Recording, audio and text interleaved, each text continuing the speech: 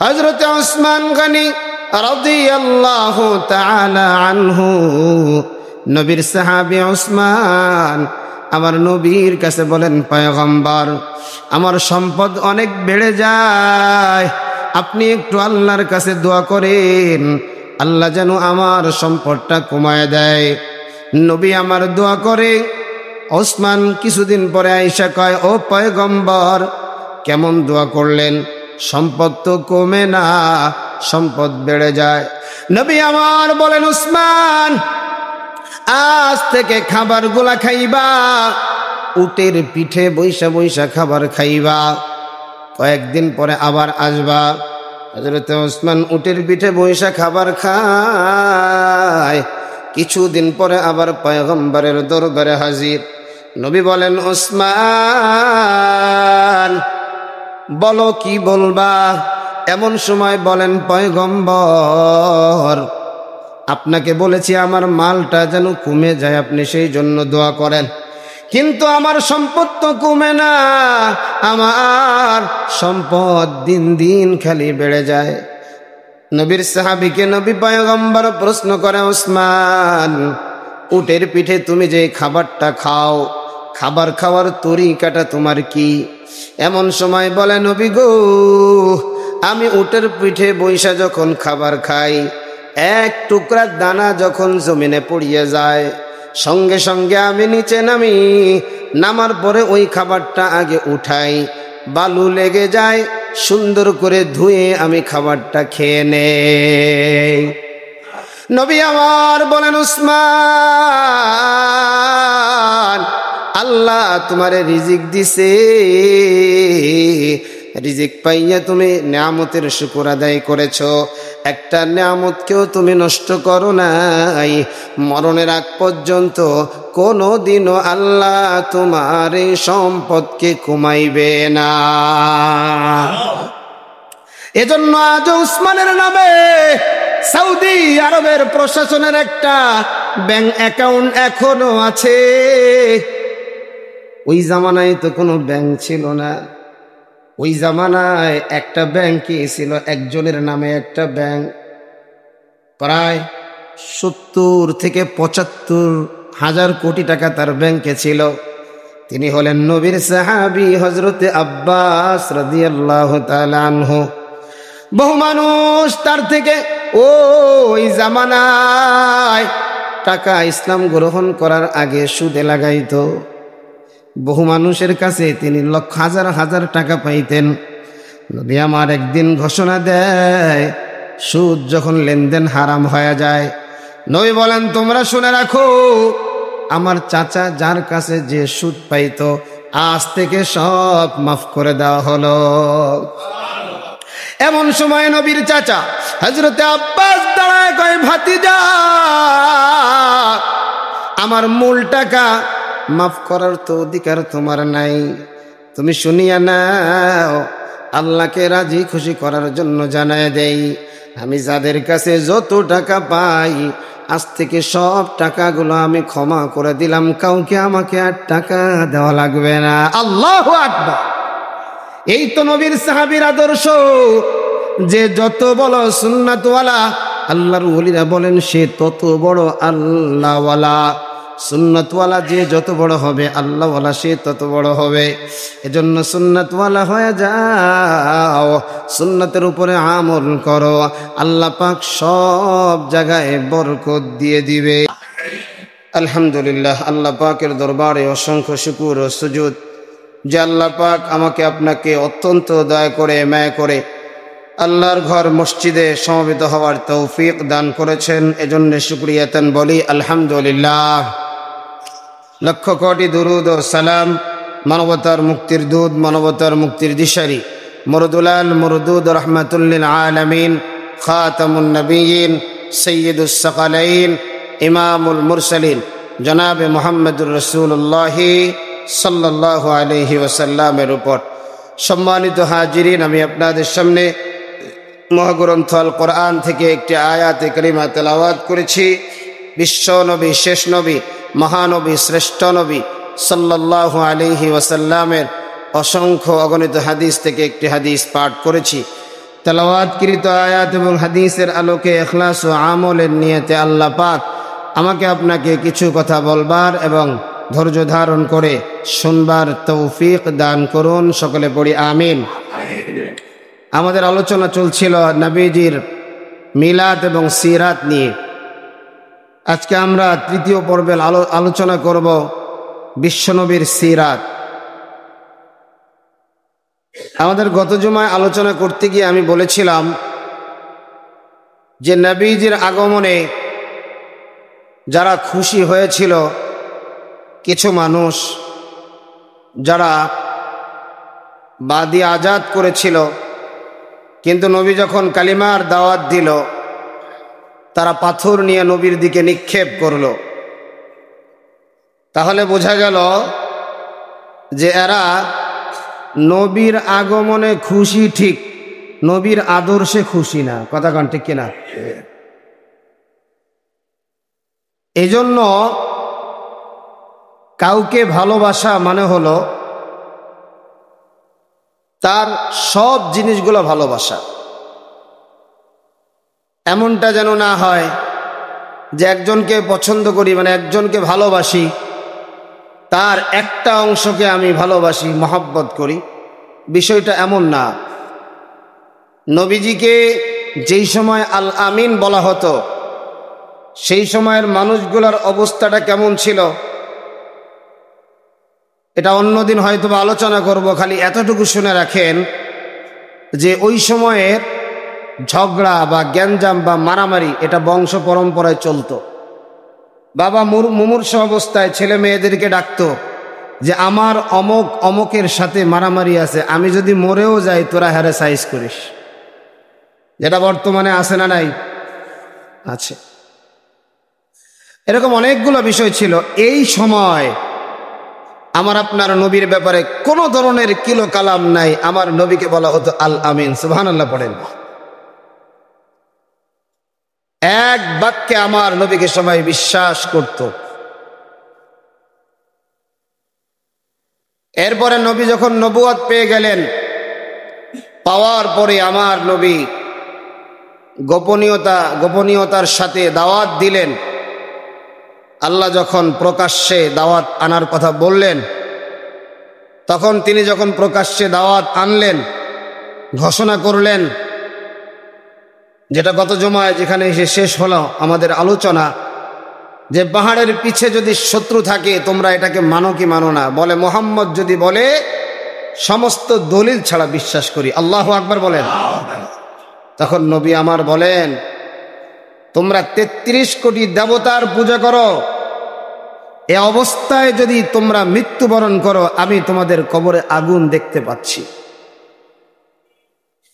এই সময় আবু লাহাব সে একটা পাথর নিয়ে আমার নবীজির দিকে নিক্ষেপ করেছে।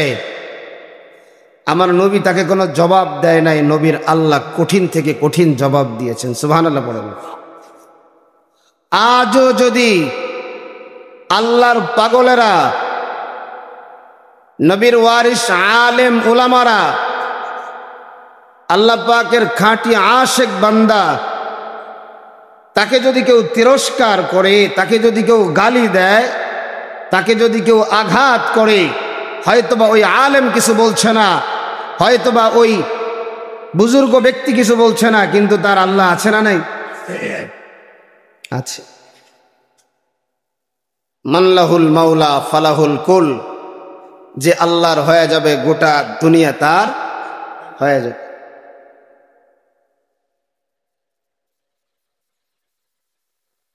রাবেয়া বসরি একজন মহিলা ছিলেন যে দাসীর ঘরের দাসী। তার তেমন সম্মান ছিল না, কিন্তু আল্লাহর কাছে তার দামটা কত। সে নামাজ পড়ে তার ছাগলগুলাকে বাগে পাহারা দেয়। সুবহানাল্লাহ বলবেন না? আরো জোরে বলেন সুবহানাল্লাহ। অথচ বাঘ তো ছাগল খাওয়ার কথা ছিল, কিন্তু যিনি খাওয়াবেন তিনি বাঘের কানে কানে জানায় দিয়েছে, খাওয়ার অধিকার তোকে দিলাম না, পাহারা দে। সুবহানাল্লাহ বলেন।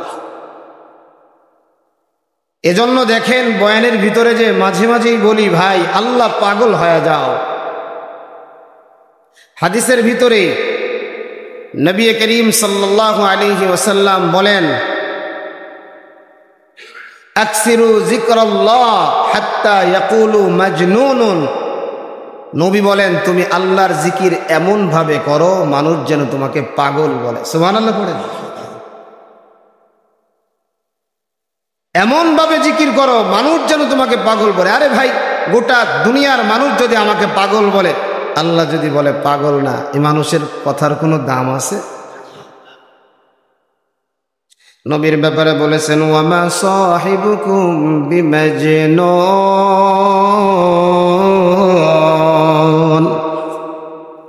আরবের মানুষেরা আমার নবীকে পাগল বলেছেন। আল্লাহ বলেছে, না মুহাম্মদ, তুমি পাগল হতে পারো না। সুবহানাল্লাহ। আরবের গোটা মানুষ সব আমার নবীর বিরুদ্ধে চলে গিয়েছে। আল্লাহ আমার নবীর পাশে ছিলেন। নবীর কোনো ক্ষতি তারা করতে পারে না। এজন্য আমরা তো সেই নবীর উম্মত, সেই নবীর ওয়ারিস। আমরাও দুনিয়ার কোনো জিনিসকে ভয় করি না, দুনিয়ার কাউকে কোনো ভয় করি না। আল্লাহ এবং রাসূলের সাথে যদি কোনো সংঘর্ষ হয়, সেটা বাবা হলেও তাকে ছাড়ি না। কারণ এই দুনিয়া আমার মাকসাদ না। আমার মাকসাদ কোথায় ভাই? সবাই বলেন কোথায়? আখিরাত। দুনিয়াটা জরুরি, স্ত্রী, সন্তান, বাজার সদাই, এগুলো জরুরি। কিন্তু বহু মানুষ দুনিয়াতে আছে বাজার সদাই করা ছাড়াও আল্লাহ তাদেরকে খাওয়ায় কি খাওয়ায় না? অবশ্যই খাওয়ায়। বহু মানুষ আছে রাস্তাঘাটে, বহু পাগল আছে, কোনোদিন বাজার সদাই করে নাই, কোনোদিন রান্না করেও খায় নাই। আল্লাহর বহু বান্দারা আছে এই সমস্ত পাগল দেখে দেখে তাকে 3 বেলা রুটিন করে খাবার দেয়। এটা আপনাদের জানা নাই? বহু আছে। এটাও একটা খেদমত। আল্লাহু আকবার। এজন্য ভাই, গত জুমায় বলেছিলাম, বেদাত এমন ভাবে আমাদেরকে গ্রাস করে ফেলেছে, বেদাত এমন ভাবে আমাদের কারো কারো ভিতরে ঢুকে গেছে, মনে হয় তার ভিতরে বিন্দুমাত্র ঈমান নাই। যেই শরীরের ভিতরে বেদাত ঢুকে যায়, সেই শরীরে আর ঈমান থাকে না। নবী উদাহরণ দিতে গিয়ে বলেছেন যে আটার খামিরার ভিতরে যদি একটা চুল পড়ে যায়, ওই চুলটাকে টেনে যদি তুমি বেহির করো, 1 বিন্দু আটাও চুলের সাথে, কথা বলেন, ঠিক যদি বেদাত কারো ভিতরে ঢুকে যায়, তার ভিতর থেকে ঈমানটা এমন করে বের হয়ে যায়। কারণ বেদাতি কাজ করতেছে আর মনে করতেছে এটা আমি জান্নাতে যাওয়ার রাস্তা। নাউজুবিল্লাহ পড়ে। এজন্য আমরা বলেছি কি, 12ই রবিউল আউয়াল যদিও নবীজির আগমনের দিন থাকে, কিন্তু এটা সুনিশ্চিত নবীজি এদিনে ইন্তেকাল করেছেন। কিন্তু নবীর আগমনের সুনিশ্চিত দিন 12ই রবিউল আউয়াল না। এরপরেও এক শ্রেণীর আশিকে রাসূল নামে নামধারী কিছু মুসলমান, যারা ইহুদি আর খ্রিস্টান এবং বেঈমানদের পা চাটা গোলাম, বিভিন্ন সময়ে বিভিন্ন ফ্যাসিস্ট সরকারের সহযোগী হিসেবে কাজ করেছে, বিভিন্নভাবে এরা ইসলামকে ধ্বংস করেছে। ঠিক কিনা বলেন? আমরা গত শনিবারে নবীজির আগমনের 12 তারিখে আমরা কি দেখলাম? বাংলাদেশের উম্মুল মাদারিস হাটহাজারী মাদ্রাসা, যেখান থেকে হাজার হাজার আলেম পাশ করে সারা পৃথিবীর মধ্যে দ্বীনের খেদমত করে যাচ্ছে, এই মাজার পূজারীগুলো হাটহাজারীর উপরে হামলা করে 1 জন না 2 জন না 250 ছাত্রকে রক্তাক্ত করেছে, জখম করেছে। এটা মানার মতো না। ছাত্রদের কোনো দোষ নাই। ছাত্রদের রুটিন অনুযায়ী 8টা থেকে 4টা পর্যন্ত ক্লাস। ওরা ফজরের পর থেকেই মরহুম আল্লাহর ওলি কুতুবুল আলম আহমদ শফি হাফিজাহুল্লাহ সহ, আহমদ শফি রহমতুল্লাহি আলাইহি সহ যারা বিগত দিনে হাটহাজারী মাদ্রাসার মুহতামিম ছিলেন, তাদের যে মাকাবারাগুলো, কবরস্থান, সেখানে তারা বিভিন্ন ধরনের বোতল ইত্যাদি এগুলো দিয়ে ঢেলাঢেলি করছে। এরপরে প্রশাসনের প্রটোকলে এরা বিশাল বিশাল ডেস্ক বাজায়া গান বাদ্য করে করে মাদ্রাসার গেটের সামনে দিয়ে যাচ্ছে আর এদেরকে উস্কানি দিচ্ছে। আচ্ছা বলেন, নিরীহ ছাত্রদেরকে যদি উস্কানি দেয় ওরা কি বসে থাকবে? অথচ আপনারা বিগত দিনে দেখেছেন হাটহাজারী মাদ্রাসার ইতিহাস কেউ কোনোদিন কলুষিত করতে পারে নাই। বিভিন্ন সময় মন্দিরে হামলা হয়েছে। হাটহাজারী মাদ্রাসার পাশেই মন্দির রয়েছে, আজও পর্যন্ত হামলা হয় নাই। হাটহাজারী মাদ্রাসার পাশেই বিভিন্ন মাজার রয়েছে, আজও পর্যন্ত হামলা হয় নাই। অথচ সেই হাটহাজারীতে এ ধরনের বেদাতপন্থী কিছু লোক গোস্তেগি রসুল, শাতমে রসুল ঢুকে ছাত্রদেরকে জখম করেছে, হত্যা করেছে, তাদেরকে রক্ত করেছে। আমরা স্পষ্ট বলতে চাই, এদের দৃষ্টান্তমূলক শাস্তি বাংলাদেশে করতে হবে, ঠিক কিনা বলেন? আর আগামীতে এ ধরনের জলসে জুলুসের নামে বেহায়াপনা, বেলাজাপনা, এ ধরনের জলসে জুলুসের নামে, ঈদে মিলাদুন নবী নামে ইসলামকে বিকৃতমূলক কোনো আচরণ বাংলাদেশে হতে দেওয়া হবে না, ঠিক কিনা বলেন? ইনশাআল্লাহ আগামীতে কঠোর পদক্ষেপ আমরা নেব ইনশাআল্লাহ। সারা বছর খবর নেই, 2.5 পেজ জিলাপির জন্য নতুন টুপি লাগায় আর পাঞ্জাবি লাগায়া, হ্যাঁ, আলেম ওলামার বিরোধিতা যারা করে, আমি তো মনে করি এদের দুনিয়ায় বাইসে থাকারই অধিকার নাই। কথা কোন ঠিক না? এটা তো আর ইসলামী রাষ্ট্র না, এটা গণতান্ত্রিক রাষ্ট্র। যে যা মন চায় তাই করতে পারে। বাবা সন্তানের বিরুদ্ধে, সন্তান বাবার বিরুদ্ধে বিভিন্ন ধরনের মামলা দেয়, আছে না নাই? এটা ইসলামী রাষ্ট্র হলে এগুলো বহুত কঠিন ছিল।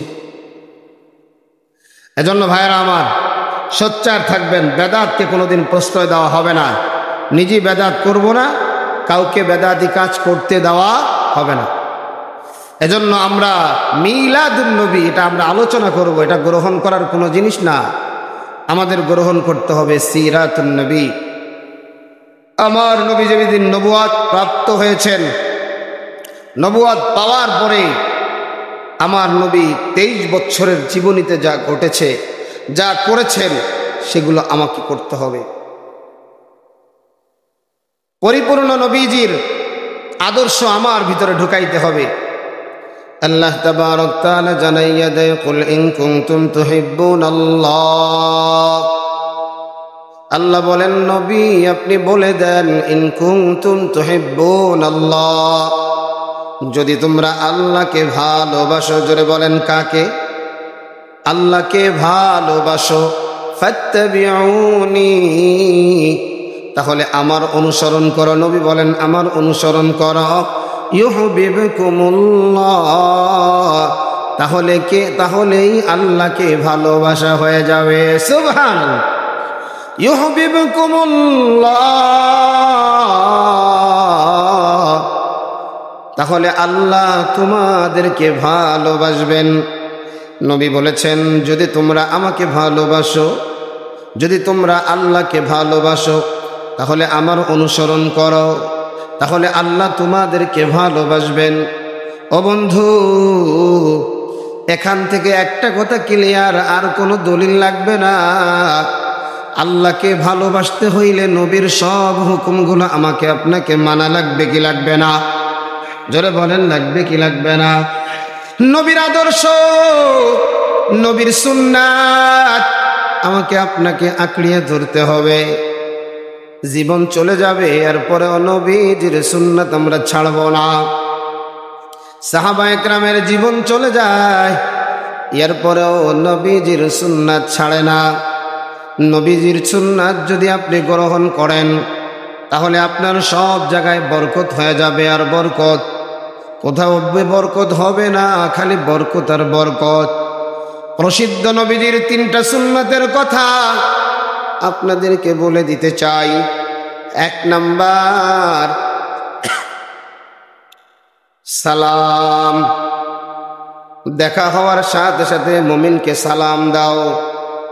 হাদিসে আসছে আসসালামু ক্বাবলাল কালাম, সালাম কথা বলার আগে সালাম দাও।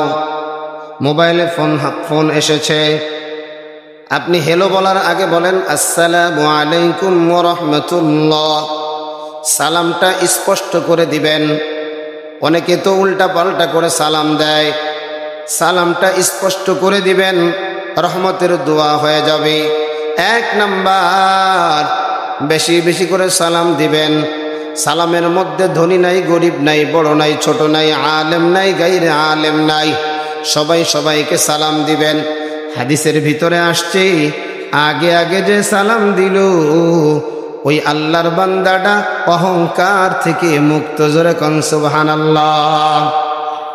2 নাম্বার, যত ভালো কাজ আছে সব ডান দিক থেকে শুরু করবেন, ডান শুরু করবেন।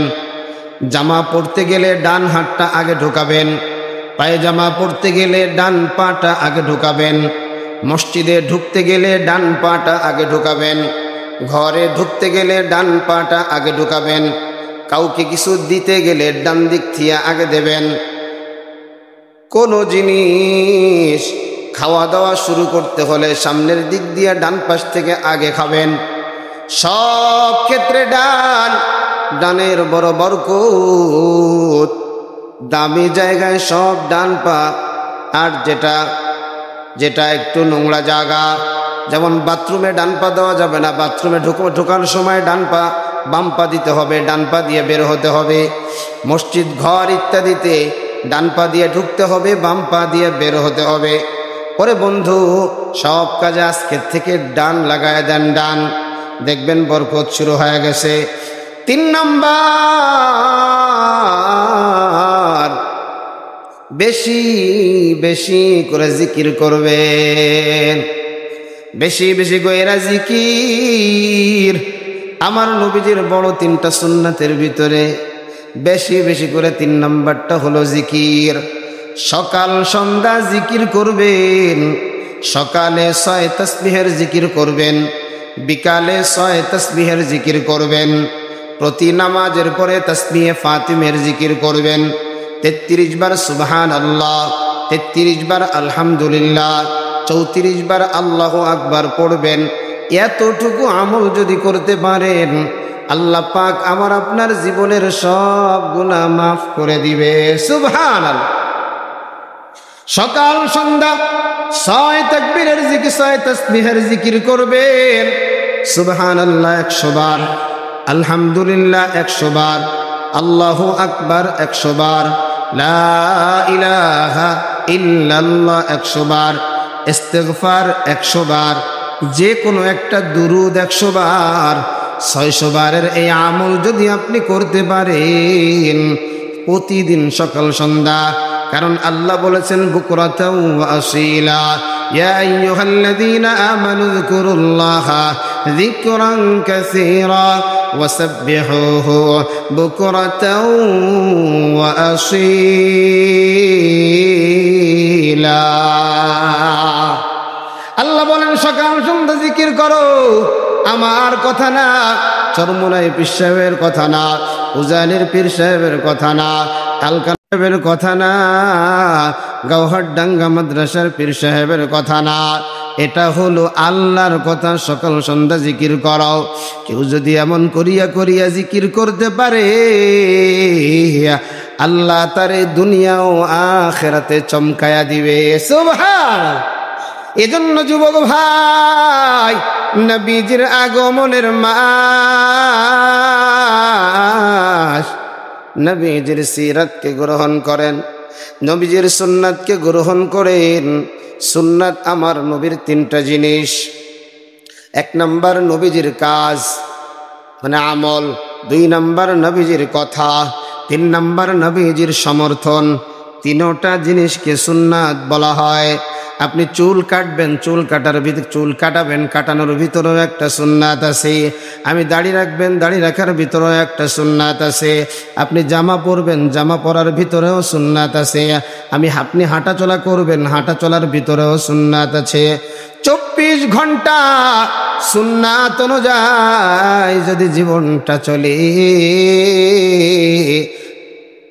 তাহলে আপনি দামি হয়ে যাবেন।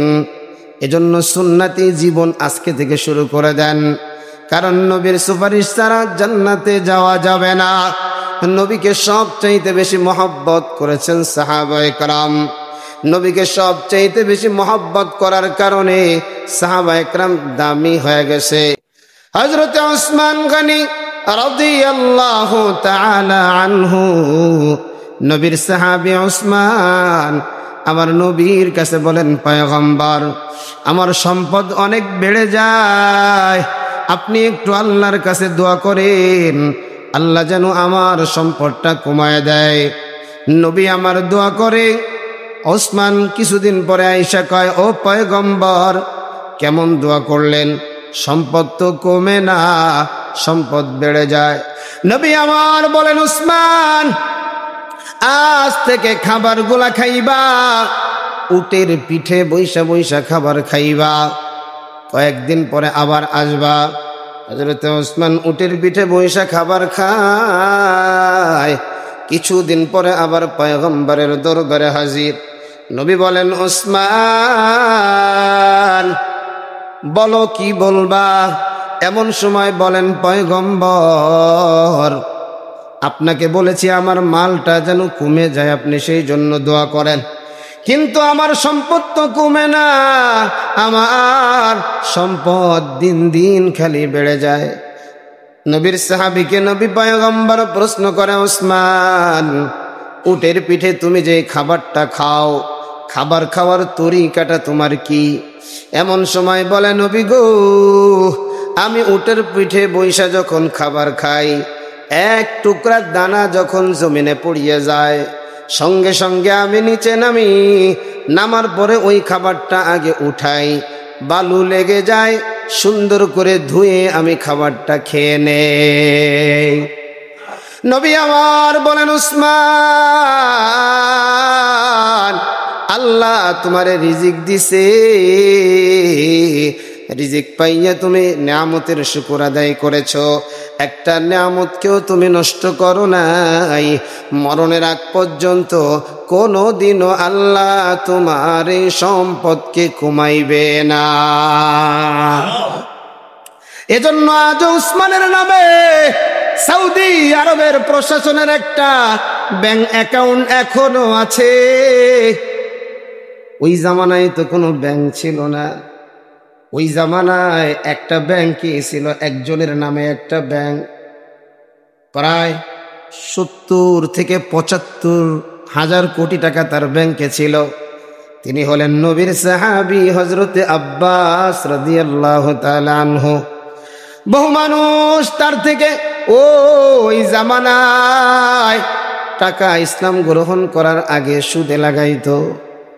বহু মানুষের কাছে তিনি লক্ষ হাজার হাজার টাকা পাইতেন।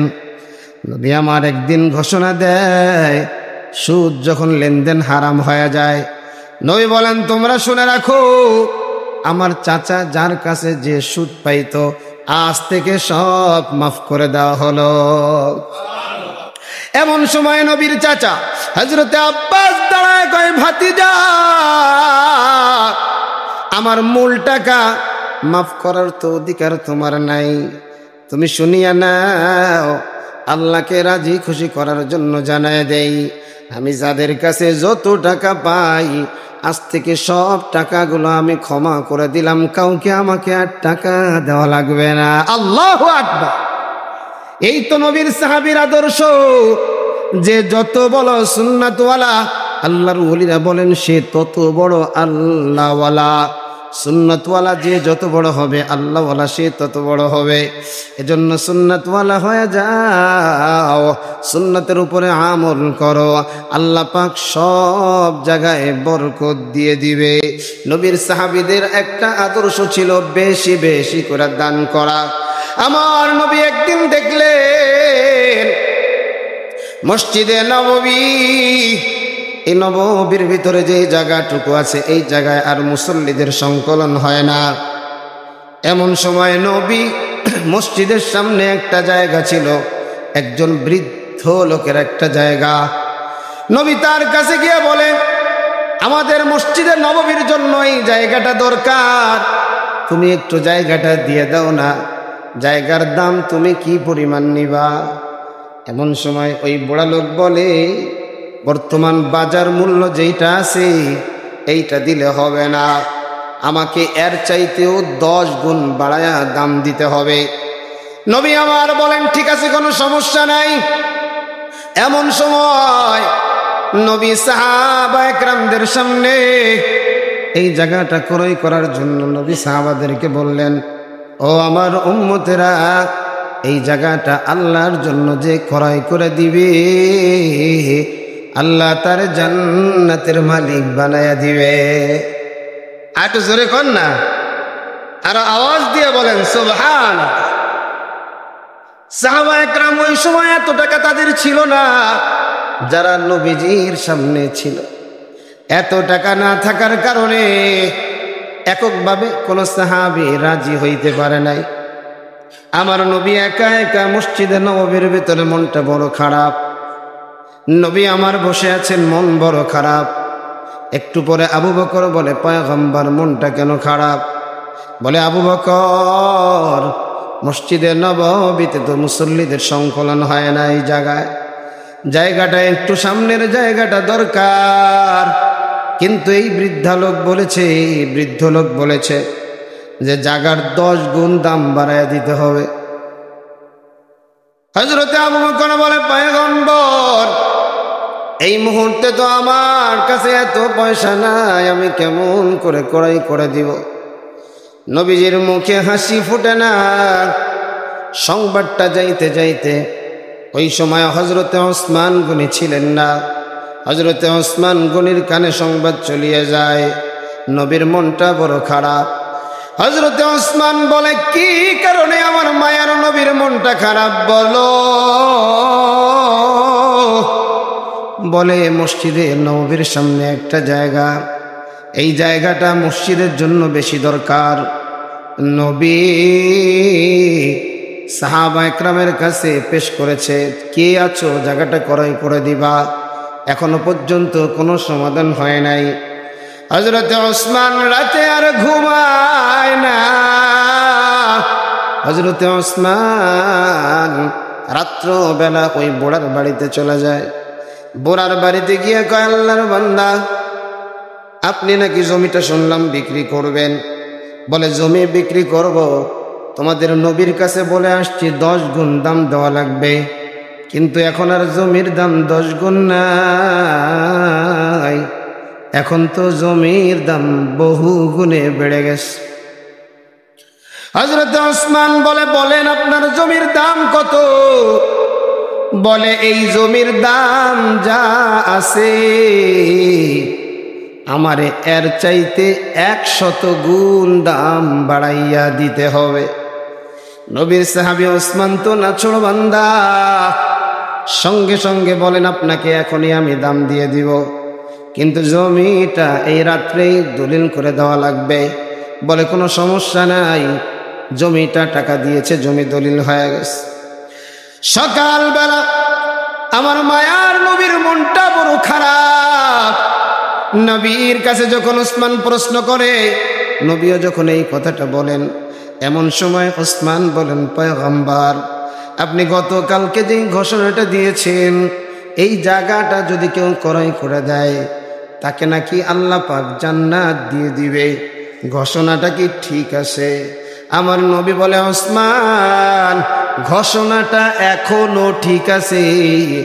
এমন সময় হযরতে ওসমান বলে, পয়গম্বর, এই যে কাগজ নেন, আল্লাহ এবং রাসূলের জন্য জায়গাটা আমি ক্রয় করে দিলাম।